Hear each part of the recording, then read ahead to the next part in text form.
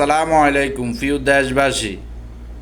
আপনারা তো দেখছেন হাসিনা সরকার ক্ষমতা থাকা অবস্থা বাংলাদেশের সাধারণ মানুষের প্রতি কত নির্যাতন করা হয়েছে দেখছেন।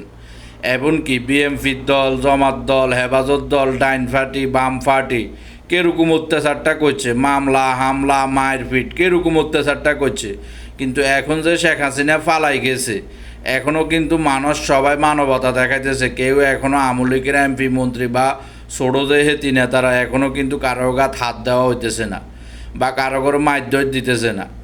এখনও কিন্তু মানুষ মানবতা দেখাইতেছে। কিন্তু এখন আওয়ামী লীগের যে নেতাগুলা বাংলাদেশে অরাজকতা সৃষ্টি করতেছে, মারামারি, আগুন, গাড়ি জ্বালানি, রাস্তা কোণনি বা সাধারণ মানুষের বাড়ি ঘরে হামলা করনি, ব্যাংকে হামলা করনি, কীরকম অত্যাচারটা এখনও করতে আছে। এখন তো আর সাধারণ মানুষ বসে থাকবে না, এখন তো আর সাধারণ মানুষ বসে থাকবে না, এখন তো এটার প্রতিবাদ করবে। এখন তো আর বসে থাকা যাবে না। আপনারা যার যার জায়গা থেকে আপনারা প্রতিবাদ করুন। এমনকি যারা এরকম অত্যাচার করতেছে আওয়ামী লীগের এমপি মন্ত্রী বা নেতারা, এদেরকে দড়ি দড়ি প্রতিটি খাম্বার লগে বাঁধিয়ে এলান, প্রতিটি খাম্বার লগে এদেরকে দড়ি দড়ি বাঁধিয়ে এলান। এছাড়া আর উপায় নাই। এদেরকে মারণ ছাড়া এদের শিক্ষা হইতো না। কথা আছে না, কুত্তার লেজ চুঙ্গার মধ্যে বড়ি রাখলো, এইটা সোজা হয় না। আওয়ামী লীগরে যত মানবতা দেখাইবেন এটা সোজা হইতো না।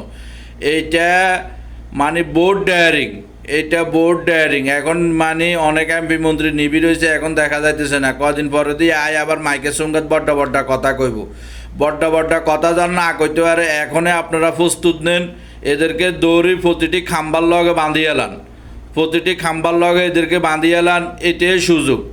এরা কিছুদিন পরে আবার প্রকাশ্যে আসি, যারা এমপি মন্ত্রী এরা আসি বড্ডা বড্ডা কথা কইব, এরা আসি বড্ডা বড্ডা কথা কইবে। এরা দেশের অনেক ক্ষতি করছে, অনেক ক্ষতি করছে। আপনারা যার যার জায়গা থেকে এদেরকে ফারাদি রাখবেন। যারা এই অত্যাচার অন্যায় করবে এদেরকে ধরি খাম্বাগুলো লগে বাঁধিয়ে লাইবেন। পুলিশের কাছে অনার উড়ে দিলে আপনার যতদিন তাই ভালো পুলিশ চাকরিতে জয়েন না করবে, এতদিন তাই পুলিশের হাতে উড়ে দিয়েও লাভ নাই।